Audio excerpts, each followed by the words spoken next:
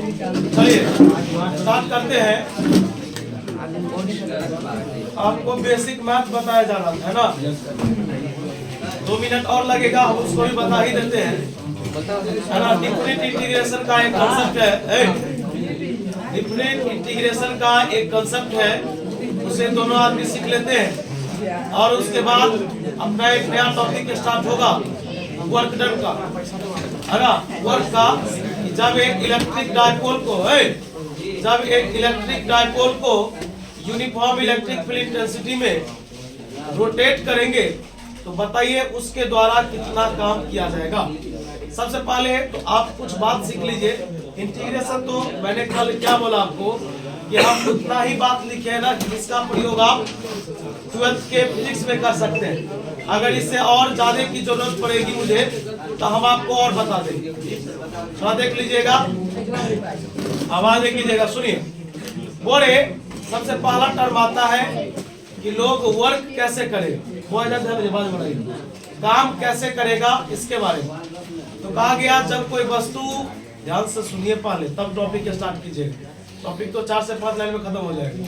कहा गया जब कोई वस्तु एक स्थान से दूसरे स्थान पर जाती है तो लोग कहता है कि कुछ काम हुआ है, अर्थात आपको एक जगह से दूसरे जगह जाना पड़ेगा। अगर आप जहां पर है वहीं पर आ जाइएगा, अर्थात आपके द्वारा किया गया जो कार्य होगा वो शून्य के बराबर। यानी वर्क का डिफिनेशन है कि आपको एक जगह से दूसरी जगह चलना ही पड़ेगा तब काम होगा। तो आप बताइए, ये अपना एक डायपोल है, डायपोल में कितने चार्ज होंगे, एक निगेटिव एक पॉजिटिव। अब आप इसको घुमाइएगा, एक स्थान से दूसरे स्थान हुआ कि नहीं, इसके स्थिति में बदलाव हुआ कि नहीं हुआ, तो कहीं ना कहीं इसके द्वारा भी काम होगा। चलिए हम आपको रफ में कुछ बात बताते हैं। बोरे 11th का एक फॉर्मूला है, देखिए रफ में अगर आप ये देख लीजिएगा ना तो जब इसको सही से बताते रहेंगे तो पूरा क्लियर हो जाएगा। तो 11th का एक फॉर्मूला है W बराबर टाउ इंटू थीटा। एक फॉर्मूला होता है W बराबर टाउ इंटू थीटा। बोले अब मैं आपको एक बात बताता हूँ। देखिए एक छड़ी ऐसे रखा हुआ, इसको डायपोल मत समझिए, समझिए कि एक छड़ी है। एक आदमी ना ऐसे घुमाया, मतलब इसको रोटेट करना, तो कोई आदमी ना इसको 20 डिग्री पर रोटेट किया और कोई आदमी 45 डिग्री पर रोटेट किया। बोलिए सबसे ज्यादा रोटेट कौन किया? 45 डिग्री वाला।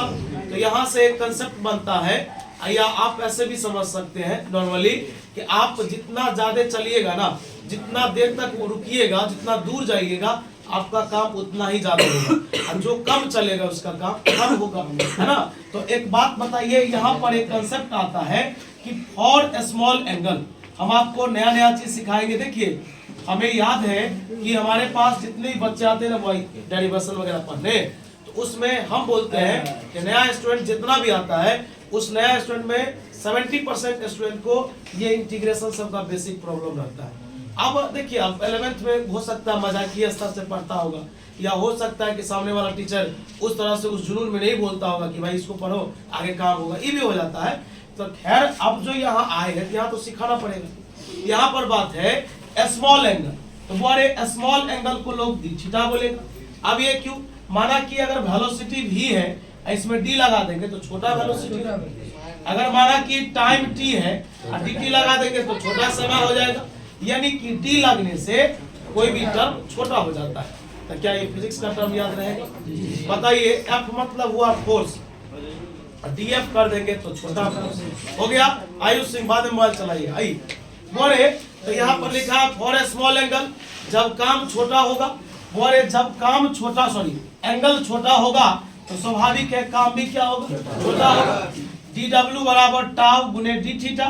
और आज से 2-3 दिन पहले हम लोग एक टॉपिक पढ़े थे, टाउ बराबर होता है P sin। देखिए हम आपको ये कोई सही से नहीं लिखा रहे, हम आपको रफ में बता रहे हैं और आपको सीखना है कि आप गेन कितना कर रहे हैं, आपको बस इतना बता रहे हैं। टाउ का मान होता है P sin थीटा, बगल में है D थीटा। यहाँ तक में कोई डाउट?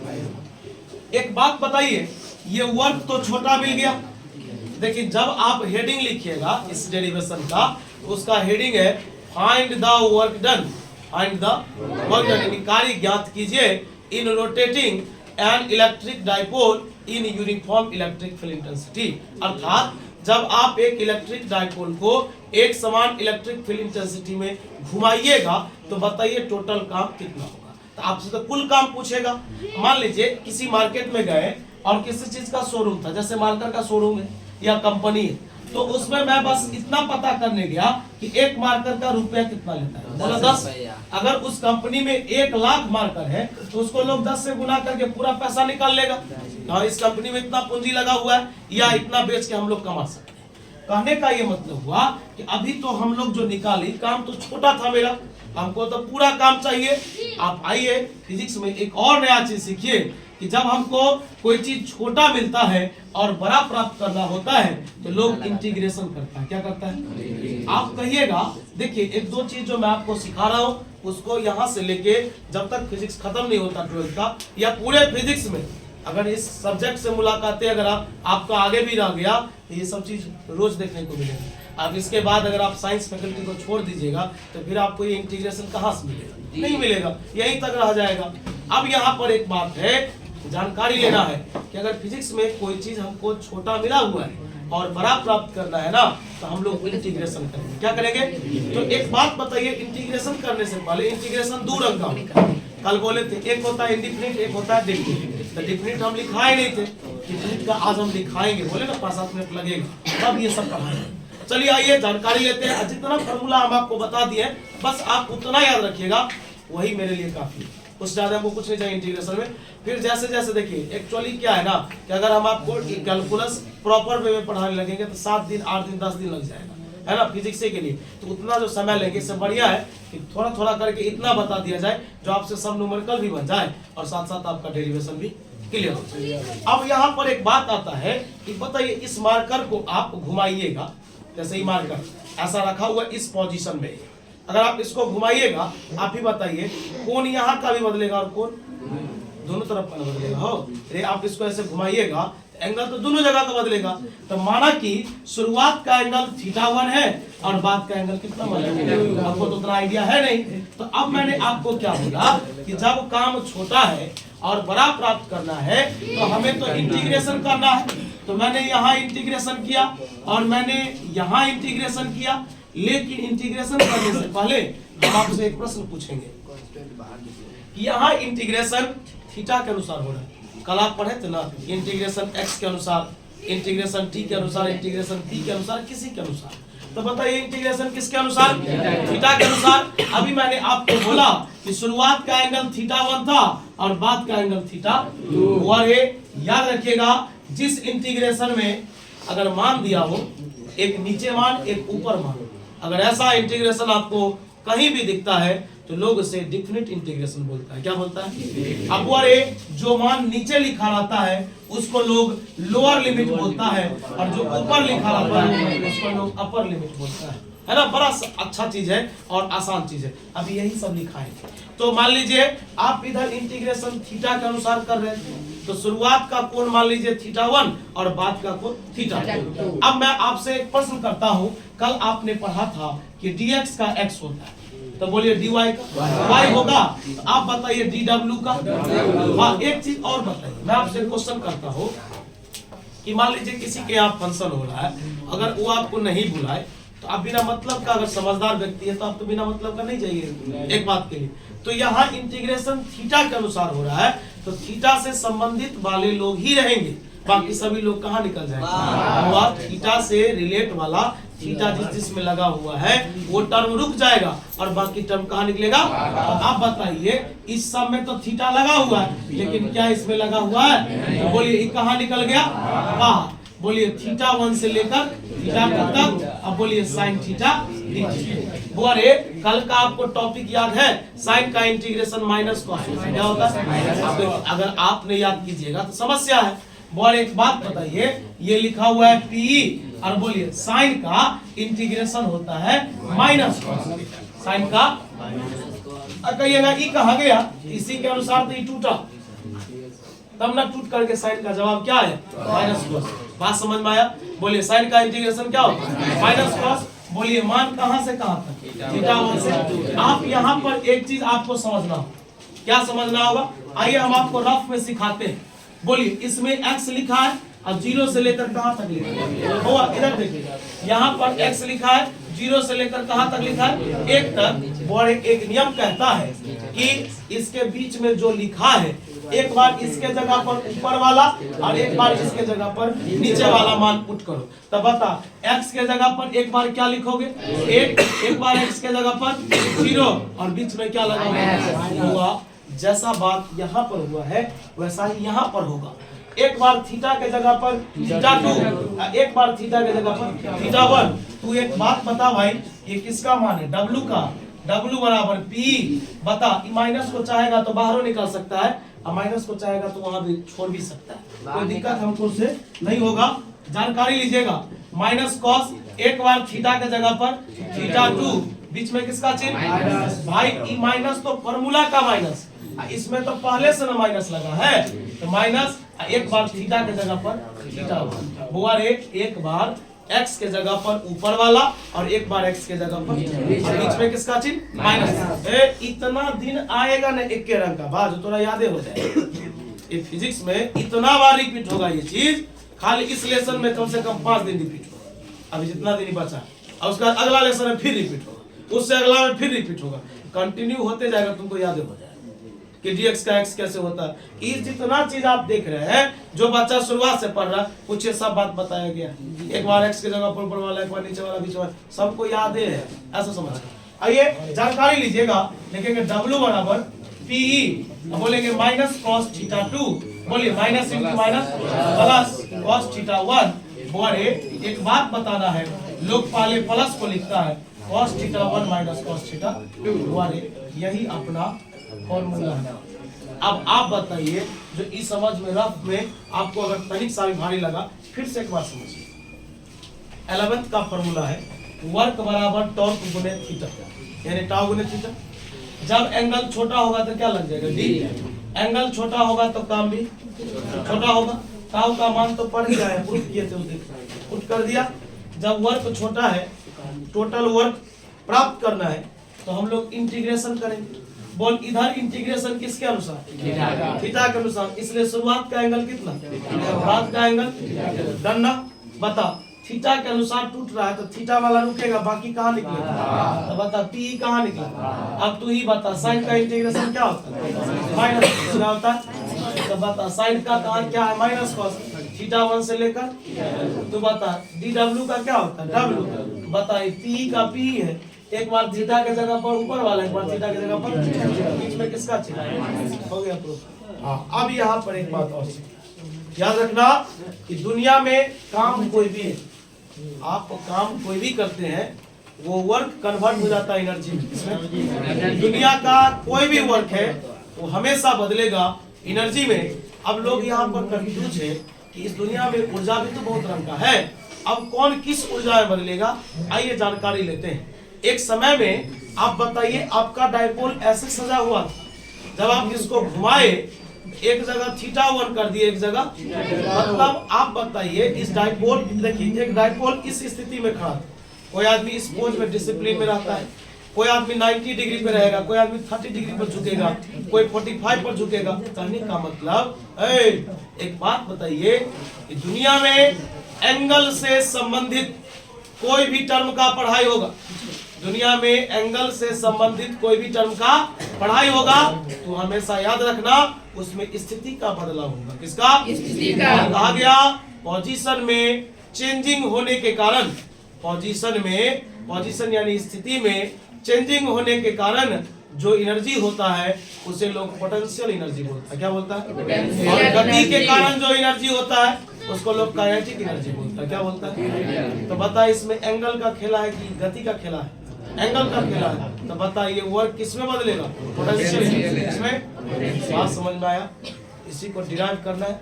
चलो कुछ बेसिक समझ में आया? कहाँ चलिए? अरे हाँ बोलना, तबियत ठीक हो रही है तो ये अच्छा स्टोरी लेगा, इसका भी स्टोरी है। अच्छा आपका भी स्टोरी है, अरे आप स्टोरीज का मतलब आपका स्टोरी है? हम लोग का तो कोई स्टोरी नहीं है, तो हम लोग मेरा आईडी नहीं है, वो तो आप चलाते हैं। मेरा आईडी है, आप सब चलाते हैं अपना।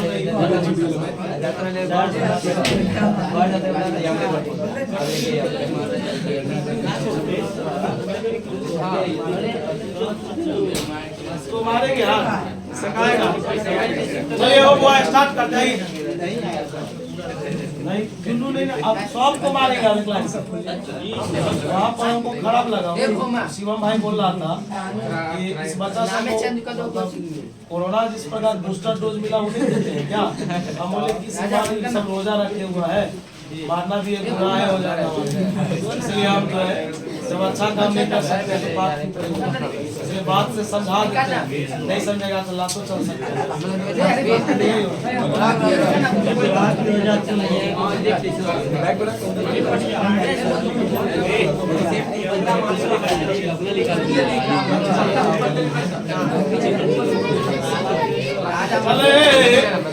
चलो डिफरेंट इंटीग्रेशन में 2 लाइन चलो, 2 लाइन बता। ए से लेकर बी तक, रे बुआ वो साइन का माइनस कॉस होता है, कॉस का साइन होता है। तो मान लो किसका चाहिए, एफ का, किसका? तो मान लीजिए कि इस एफ का ना बड़ा एफ हो गया, क्या हो गया? हमको नहीं पता, छोटा एफ का मान लीजिए इंटीग्रेशन क्या, कुछ तो बदलेगा ना। मान लो इसका इंटीग्रेशन बड़ा है। अभी क्या सीखा है, जल्दी बोल। एक बार x के जगह पर बोलना नहीं, ऊपर वाला एक बार x के जगह पर किसका चिन्ह और एक। कोई पूछेगा a को बोलेंगे कौन सा लिमिट, लोअर लिमिट। जो नीचे में लिखा रहेगा उसको b को क्या बोलेंगे? चल एक क्वेश्चन देते हैं, जिससे पूछेंगे वही बोलेगा, नहीं तो उससे का ही हो सकता है। बता 0 से 1 x dx, बोल पावर कितना? 1। कुछ नहीं तो 1 है। क्या सिखा था, इंटीग्रेशन में पावर 1 हो तो पावर में कितना जोड़ो? 1 सिखाए थे ना। बता पावर में 1 जोड़ो, 1 कितना हो? 2 वाले से है ना, 1 जोड़ना है, 1 कितना हो? 2/2। 0 से लेकर कहाँ तक? अभी क्या सिखा, एक बार x के जगह पर ऊपर वाला, एक बार x के जगह पर एक बार ऊपर वाला, तो 1 का स्क्वायर बट्टे में कितना, बीच में किसका चिन्ह? एक बार x के जगह पर 0 बता, 1 का स्क्वायर 1, 0 बटे कुछ भी। अरे भाई एक बार सुन, अरे एक बात बता, देखो पावर पूछ रहे थे कितना, इंटीग्रेशन में क्या कहा जाता है, पावर में कितना जोड़ो? 1 कितना हो? 2/2। एक बार x के जगह पर 1 लिखो, एक बार x के जगह पर 0 लिखो। अब बीच में क्या लगा, कोई दिक्कत है? अब तो बता डेफिनेट में अपर लिमिट लोअर लिमिट समझ गया, एक बार ऊपर वाला मान एक बार नीचे वाला मान, बीच में माइनस लगता, समझ गया? ओके, यही था डिफरेंट इंटीग्रेशन। अब टॉपिक को स्टार्ट करते हैं।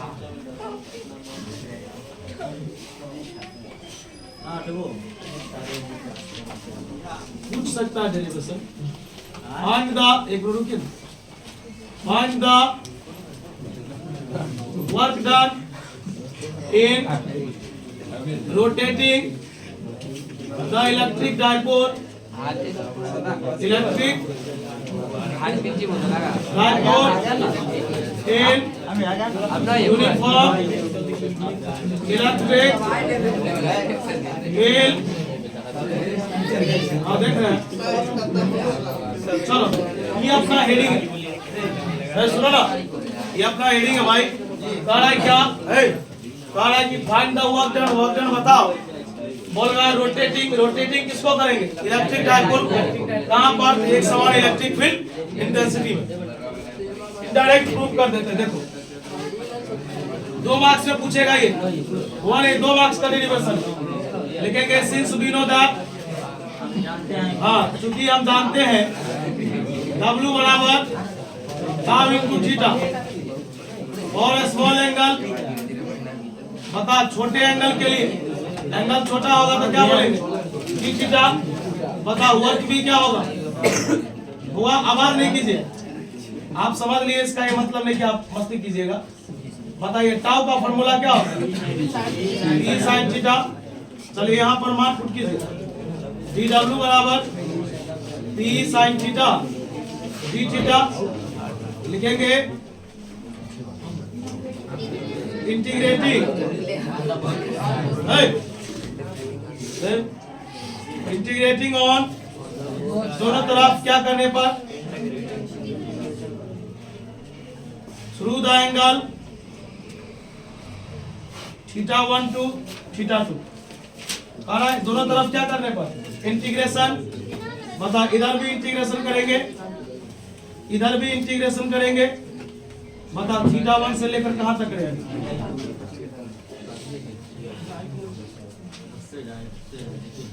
बता dx का क्या होता है, dy का, dw का, बता p कहाँ निकलेगा। अरे भाई थीटा के रिस्पेक्ट में तोड़ रहे हो ना, थीटा से संबंधित वाला रुकेगा, बाकी कहाँ निकलेगा।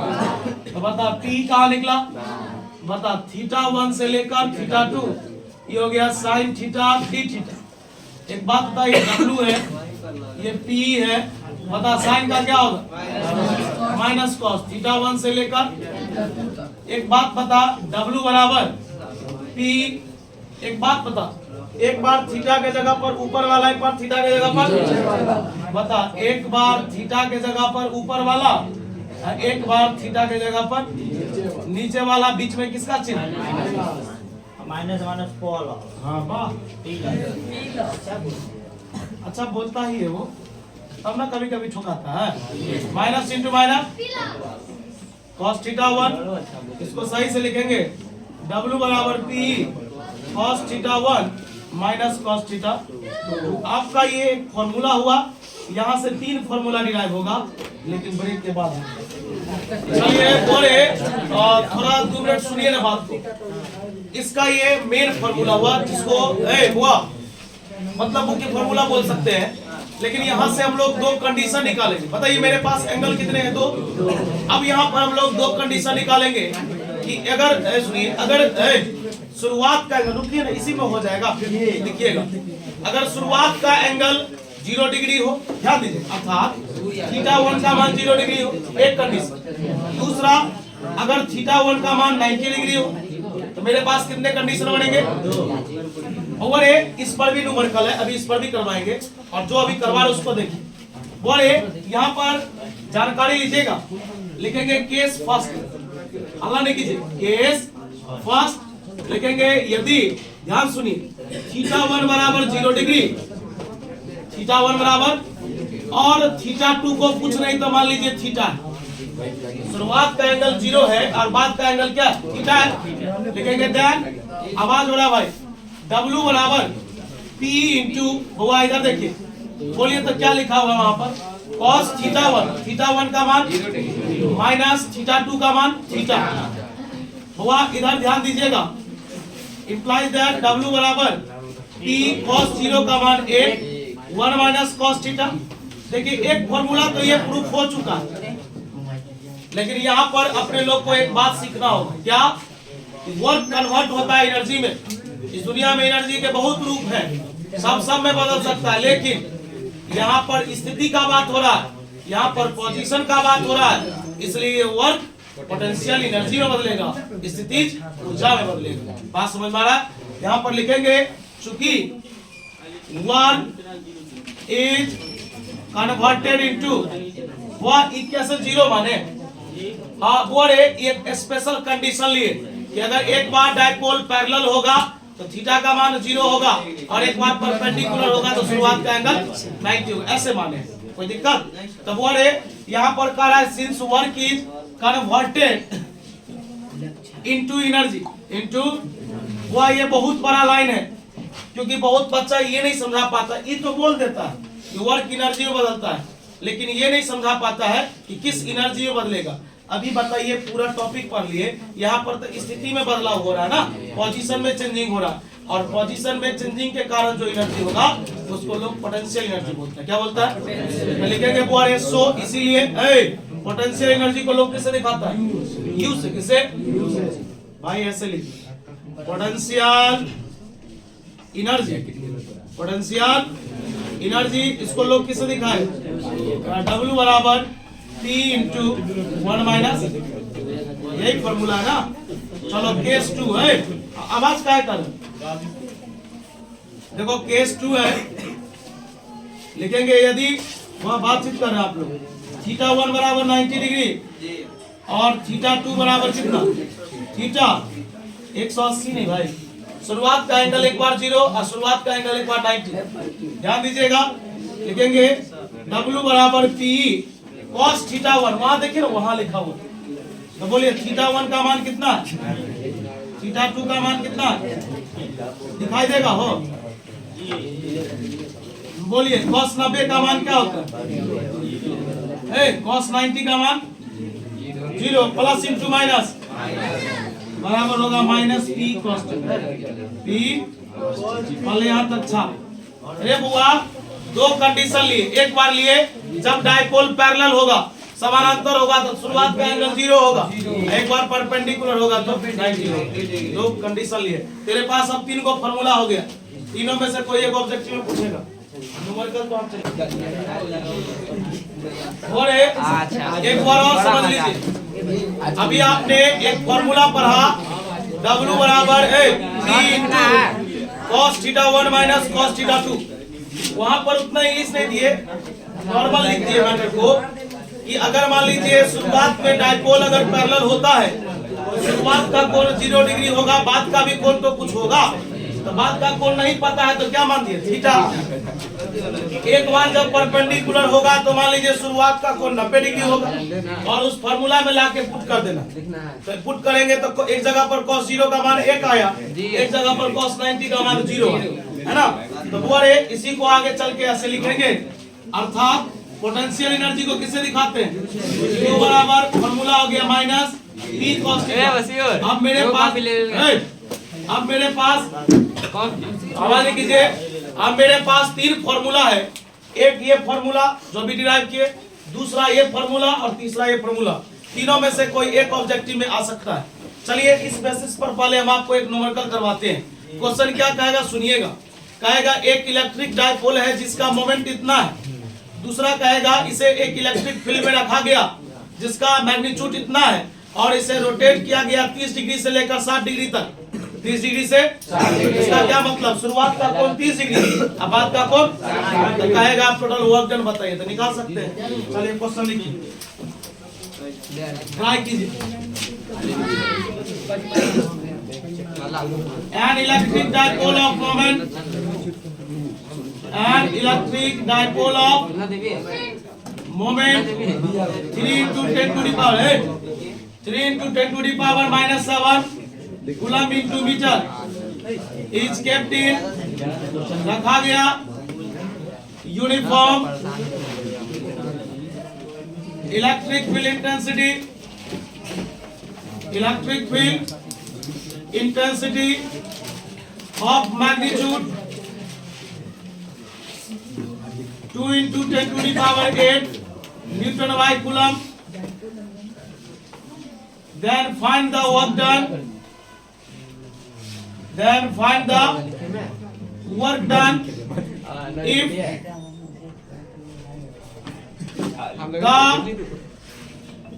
dipole is रोटेटेड थ्रू, घुमाया जाता है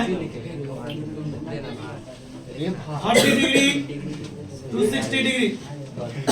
सुन रहे बुआ, रुक, बोल डाइपोल मोमेंट का मान दे दिया, ये P का मान, इलेक्ट्रिक फील्ड का वैल्यू यहाँ दिया थीटा 1 और थीटा 2, इसमें पुट करके बता कितना आता है, बनाने दे, बना लिए, नहीं बना तो कल बता देंगे, अभी कल का सुनिए, अभी एक मिनट रुकिए ना बुआ, देखिए इलेक्ट्रिक फील्ड इंटेंसिटी पर है, इसमें काहे उलझ रहा है, छोड़ो ना सवाल। अगला इलेक्ट्रिक लाइंस ऑफ फोर्स पढ़े, ये डाइपोल स्टार्ट किए तो यहाँ तक पढ़े, अब डाइपोल से रिलेटेड टॉपिक खत्म, अब कल से शुरू होगा एरिया वेक्टर, क्या होगा, अब एरिया वेक्टर वाला टॉपिक 4-5 दिन चलेगा, तो फिर शुरू होगा है ना कुछ डेरिवेशन, तब जाके ले समझ आएगा, खत्म।